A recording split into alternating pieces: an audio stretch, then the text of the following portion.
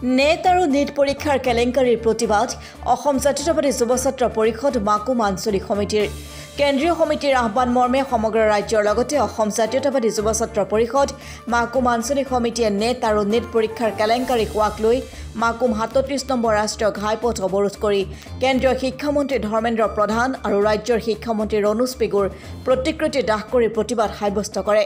প্ৰতিবাদস্থলীত বিভিন্ন চৰকাৰ বিৰোধী শ্লোগানেৰে ৰাজপথ উত্তাল কৰি তোলে সংগঠনটোৱে। উক্ত প্ৰতিবাদস্থলীৰ পৰাই দুয়োগৰাকী শিক্ষামন্ত্ৰীৰ পদত্যাগৰ দাবী উত্থাপন কৰে সংগঠনটোৰ নেতৃত্বই।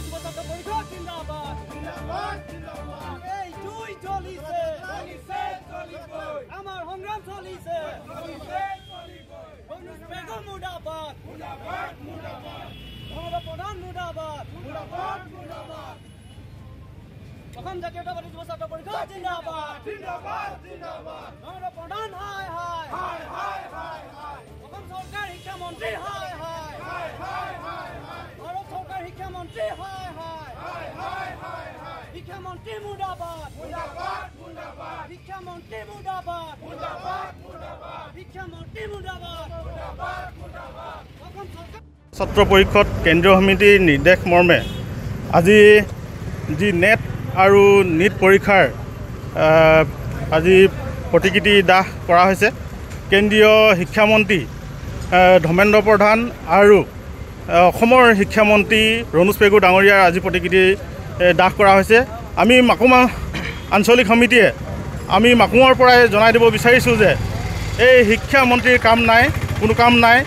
সিহঁতি অকল নিজৰ গাদীৰ চিন্তা কৰি, নিজৰ ক্ষমতাৰ চিন্তা কৰি আজি তেওঁলোকে আজি অসমৰ কথা আৰু ভাৰত চৰকাৰৰ কথা কোনো চিন্তা নকৰি ২৪ লাখ শিক্ষাৰ্থীৰ জীৱনৰ লৈ হেতালি যি খেলিছে, তাৰ পৰিৱৰ্তে আজি আমি অসম জাতীয়তাবাদী যুৱ ছাত্ৰ পৰিষদ মাকুম আঞ্চলিক সমিতিয়ে আজি ইয়াৰ পৰাই আমি প্ৰতিবাদ জনাইছোঁ। যদিহে অনাগত দিনত এই বিষয়টো, শিক্ষাৰ বিষয়টো যদি তদন্ত প্ৰক্ৰিয়া কৰি নতোলে, তেতিয়াহ'লে আমি ইয়াতকৈও জংগী আন্দোলন কৰিম বুলি ইয়াৰ পৰাই আমি ঘোষণা কৰিলোঁ।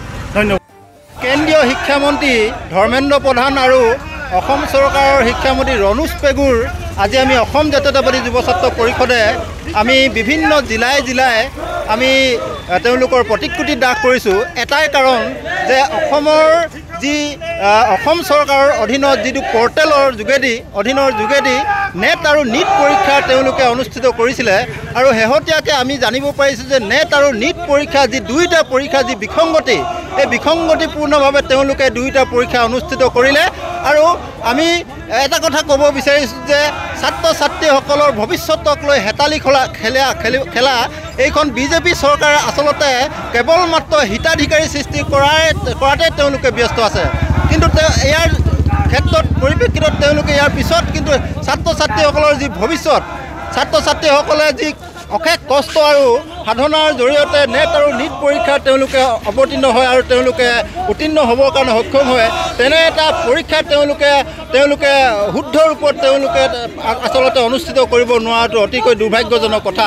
গতিকে এইখন বিজেপি চৰকাৰ আমি ধিক্কাৰ জনাইছোঁ।